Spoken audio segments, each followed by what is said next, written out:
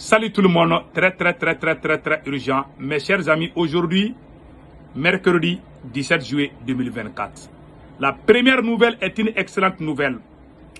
Aujourd'hui, nous venons d'apprendre que l'armée malienne, l'armée burkinabé et l'armée nigérienne ont travaillé ensemble et neutralisé beaucoup de terroristes et beaucoup de matériel ont été saisis. Je vais vous montrer les images.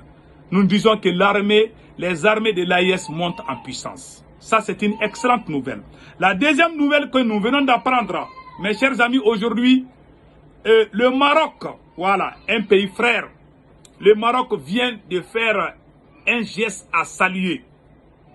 Le Maroc offre une centrale thermique de 22,5 MW au Niger pour atténuer le déficit énergétique. Merci au roi du Maroc. La troisième nouvelle, ils sont en train de planifier quelque chose pour ternir l'image de l'armée malienne. L'armée malienne a attrapé certains terroristes. Ils sont en train de dire que l'armée malienne est en train de faire ceci contre des civils. Tout le monde sait que quand les terroristes prennent l'armée malienne, c'est qu'ils le font.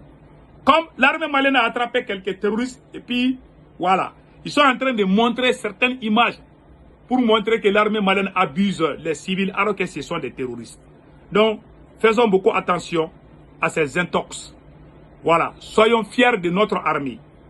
Ils veulent déstabiliser le Sahel. Les ennemis de l'AES n'ont pas encore fini. Tant aussi, ils ne sont pas au Burkina Faso en train de ternir l'image de l'armée burkinabé. Ils viennent au Mali pour dire que c'est l'armée malienne qui a fait ça. Uniquement les pays de l'AES. C'est des complots de déstabilisation. Ils ne veulent pas que l'AES réussit. Mais Inch'Allah, l'AES est en train de réussir. Parce que la Russie porte son soutien aujourd'hui à l'AES. La Guinée équatoriale, le Tchad. Nous venons aussi d'apprendre que le Tchad et la Guinée équatoriale sont sur le point de rejoindre l'AES. Beaucoup de pays de la CEDEAO sont sur le point de rejoindre l'AES. Voilà pourquoi la CEDEAO ne veut pas abandonner la négociation avec l'AES. Donc, nous venons d'apprendre aussi, voilà, le ministre de la Défense du Mali, colonel Sadio Kamara, a lancé un message à la population de Bandiakara de ne pas paniquer. L'armée malienne est en train de déployer des forces et cette fois-ci, ils vont botter les terroristes jusqu'au territoire burkinabé. Bravo au ministre de la Défense. Mes chers amis, nous allons vous montrer l'extrait du jeune officier malien, Azé Tessougué, qui est sorti majeur de sa promotion dans l'école de guerre algérienne. Donc, il va nous parler de ce qui s'est passé. Nous avons quelque chose qu'on va vous montrer comme surprise. Donc, avant d'aller de cela, nous allons revenir sur les nouvelles. Voilà. Mes chers amis, la première nouvelle, ça c'est la victoire de l'AIS. L'AIS a fait une victoire écrasante. Voilà les images. Voilà. Tout ça, ça appartient aux terroristes. Donc les armées de l'AIS ont attrapé tout ça. Voilà. Les bidons, les carburants. Voilà, ça ce sont des carburants destinés aux terroristes. On les a attrapés. Ah, aujourd'hui là, où est les armes là?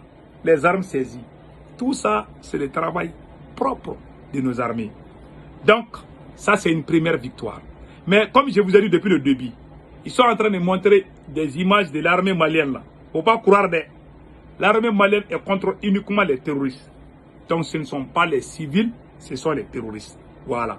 Donc mes chers amis, allons-y au Maroc. Le Maroc offre une centrale thermique de 22,5 MW au Niger pour atténuer le déficit énergétique.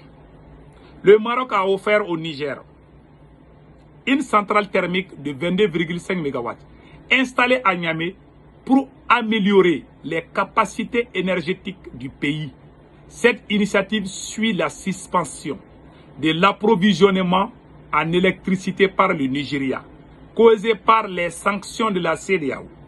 Les travaux sont en cours avec une mise en service prévue pour fin juillet.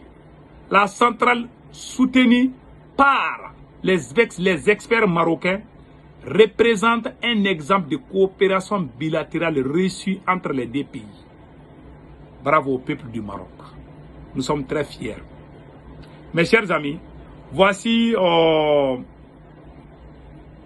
nous venons d'apprendre aussi que dans les boucles de Nouhoun, plusieurs terroristes ont été neutralisés dans la zone de Munkoui au Burkina Faso par les terroristes. Voici le message du colonel Sadio Kamara, ministre de la Défense du Mali. Sadio Kamara, ministre de la Défense, dit ceci. Nous avons déployé un maximum de dispositifs dans la zone de Bandiakara. Dites à vos proches de limiter les mouvements en dehors de la ville et environ. Nous n'aurons aucune pitié de l'ennemi. On nettoyera jusqu'au Burkina Faso. Colonel Sadio Kamara, le voilà ici. Tout le monde a vu maintenant. Voilà. Donc, nous lui souhaitons bonne chance. Maintenant, AES, le Tchad et la Guinée équatoriale sont en pleine négociation pour rejoindre l'AES selon quelques sites. Il y a un site qui s'appelle les Nigériens sont des frères.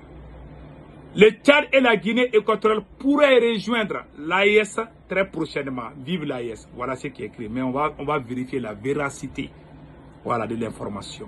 Maintenant, retournons au Mali et écoutons le jeune officier âgé qui a étudié en Algérie et qui est sorti majeur de sa promotion. Écoutons-le. Il faut savoir qu'il y a eu plus de 3000 stagiaires. Parmi ceux-ci, nous avons plusieurs nationalités. Les Algériens, bien évidemment, les Congolais, les Camerounais, les Nigériens, les Maliens et bien d'autres. Et ce qui m'a le plus motivé, c'est surtout arriver là-bas. Je voyais la place de l'armée du Mali. Certains minimisaient l'armée malienne. Certains ne nous considéraient pas, on va dire. Donc, il fallait que nous puissions donc démentir cela. Donc, nous avons fourni tous les efforts nécessaires. Arrivé là-bas, nous nous sommes fait respecter. Et c'était même notre devise, vous allez nous respecter de gré ou de force. Et cela a été le cas. Nous avons également eu pour objectif de briller de mille feux, ce qui a également été le cas. Et je pense que vous l'avez vu, le président qui m'a décoré. Donc ça a été une fierté vraiment pour le Mali.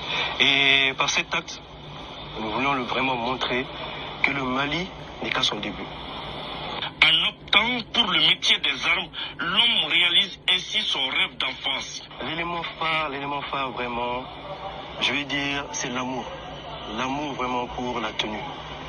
Parce que voir plusieurs hommes se dévouer, partir vers des terres inconnues, laisser leur famille. Voilà, laisser leur famille. Vraiment, il faut avoir une certaine passion.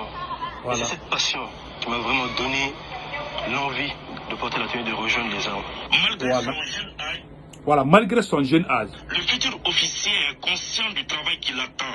Maintenir le cap est devenu non seulement une obligation pour lui, mais aussi pour tous ses frères d'armes.